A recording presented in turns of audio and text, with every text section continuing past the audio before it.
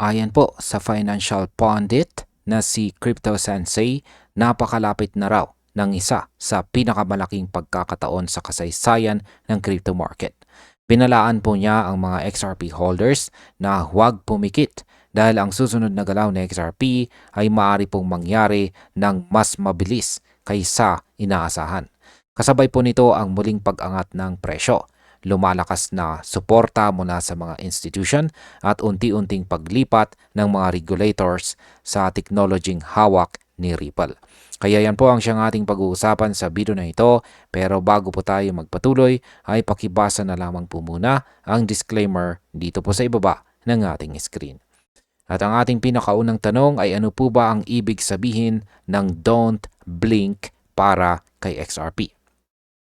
Ayan, sabi rito ay financial markets rarely announce their turning points. They reveal them in sudden surges of price, policy, and purpose. For XRP, those elements are aligning once again. The token has regained its spotlight with a remarkable price rebound, a wave of institutional optimism, and increasing attention from regulators and central banks. Ayan, ang babala po ni Crypto Sensei na don't blink ay may malaking kahulugan. Sa mundo po ng crypto, bihirang ipakita ng market kung kailan magsisimula ang isang malaking galaw. Madalas ay bigla na lamang po itong sumasabog. Sa kaso po ng XRP, tila sabay-sabay nang umaayon ang presyo, ang patakaran at ang suporta ng mga institution.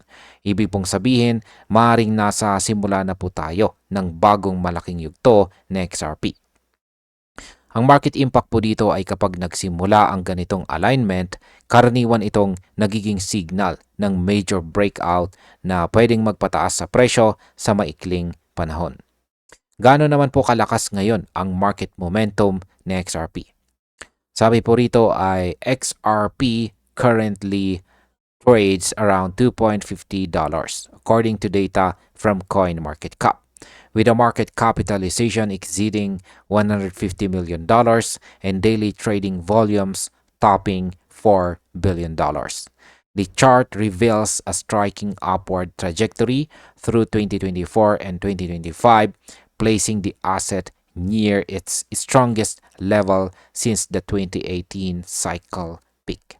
Ayan, si XRP sa ngayon, si XRP po ay nasa presyo na $2.50.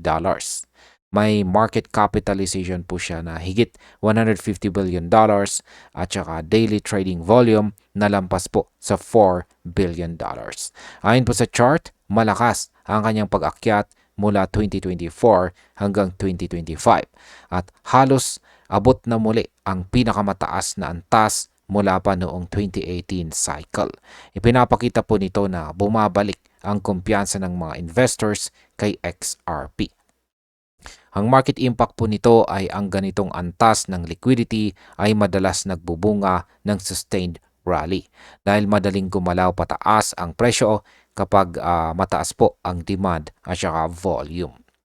Ano naman ang nagpapalakas po sa interest ng mga investors? Ayan, sabi po rito ay analysts note that the token's resurgence coincides with a renewed interest in blockchain-based settlement solutions among retail and institutional investors.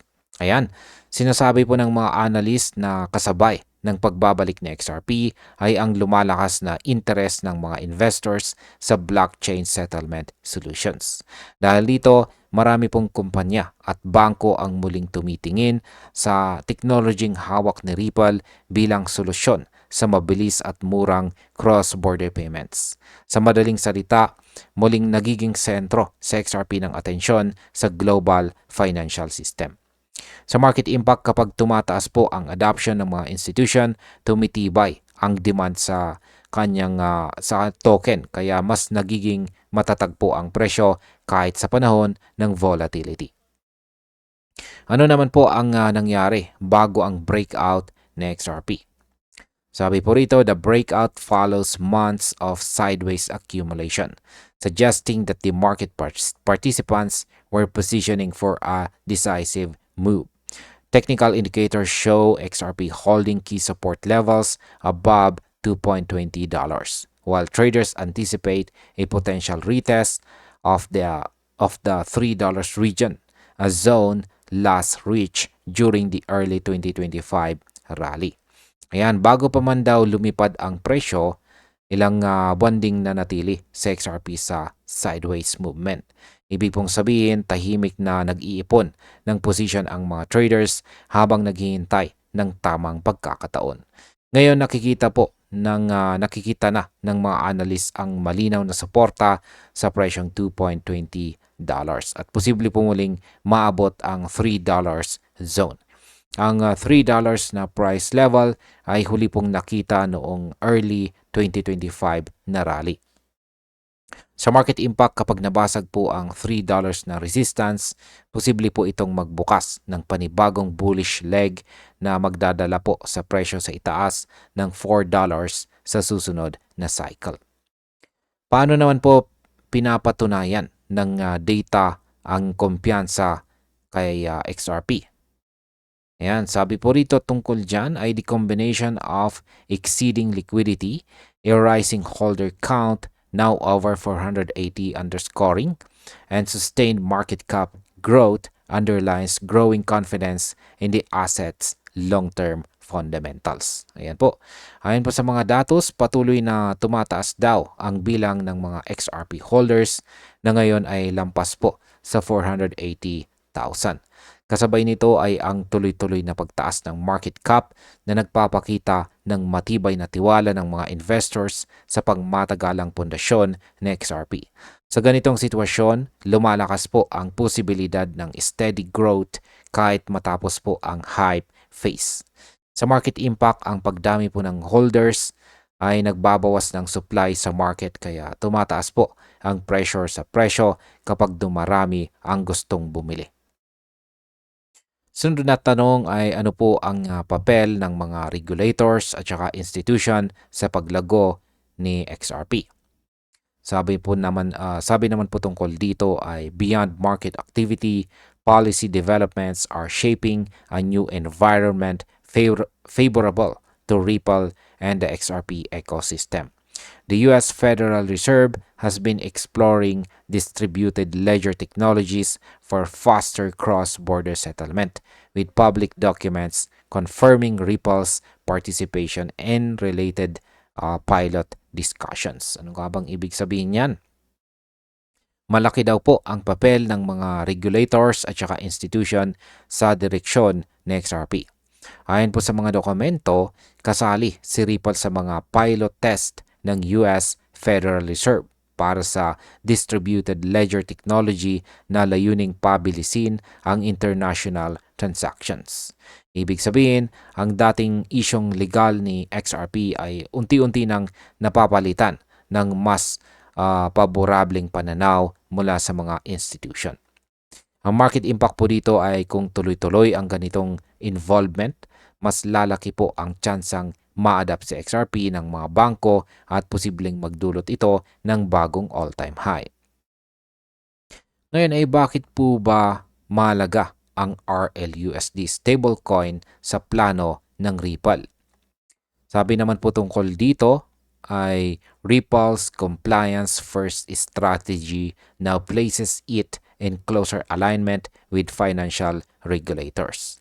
Its recent advancements, including the rollout of RLUSD, Ripple's US dollar-backed stablecoin, are designed to anchor blockchain settlement within regulated financial systems. Paliwanag po natin yan. Sa ngayon daw ay inilunsad na ni Ripple ang RLUSD. Isa po itong US dollar-backed stablecoin. Ang layunin nito ay gawing mas konektado ang blockchain settlements sa mga regulated na financial system. Sa pamamagitan po nito, mas nagiging handa si Ripple sa pagharap sa mga bangko at gobyerno na gusto ng transparency at saka security. Sa market impact, ang stablecoin na ito ay maaari pong magbigay ng dagdag na demand sa XRP network dahil magagamit ito sa parehong ecosystem at nagpapalakas po ng transaction volume. Ano naman ang epekto ng planong banking charter ni Ripple. Ang sabi naman po rito tungkol dyan ay the company's pursuit of a national banking charter and potential master account access at the Federal Reserve indicates a serious move toward institutional grade integration. Paliwanag po natin yan. Ang plano daw po ni Ripple na magkaroon ng National Banking Charter at direct access sa Federal Reserve ay nagpapakita ng seryosong hakbang papunta sa mas mataas na antas ng integration. Kapag nagtagumpay po sila, maaari itong magbigay ng access sa mas malaking kapital at gawing bahagi sa XRP sa global banking backbone. Ang market impact po dito ay ang ganitong integration ay magpapalakas sa reputasyon ni XRP bilang utility token at maaari pong magdulot ng long-term price appreciation. Ngayon ay bakit po ba mahalaga ang sandaling ito para sa mga XRP holders? Sabi po rito ay Crypto Sensei's message to investors isn't mere hype. It reflects a convergence of conditions rarely seen in digital asset markets. XRP stands at the intersection of regulatory clarity, institutional adoption, and technological maturity.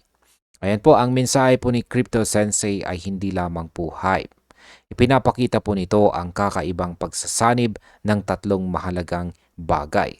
At yan po ay ang regulatory clarity, institutional adoption, at technological maturity. Sa madaling sabi, lahat ng sangkap para sa isang major bull run ay tila naroon na kay XRP. Sa market impact, kapag nagsanib po ang tatlong factors na ito, madalas itong nagre-resulta sa multi-month rally na pwede pong magdoble or triple ang presyo. At bilang panghuling katanungan ay ano po ang dapat tandaan?